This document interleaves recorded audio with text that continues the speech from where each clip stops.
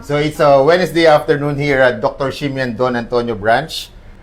Of course, our patient for today, for removal of sutures, is our patient.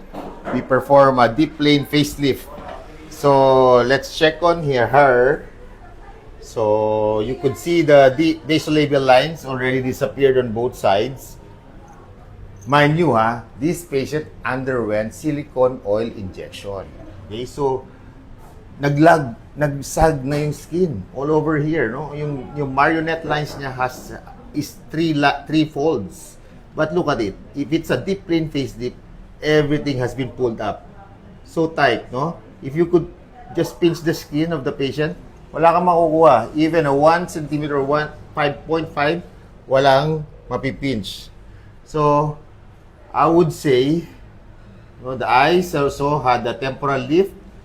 And then, look at the sutures. Could you zoom in on this? No?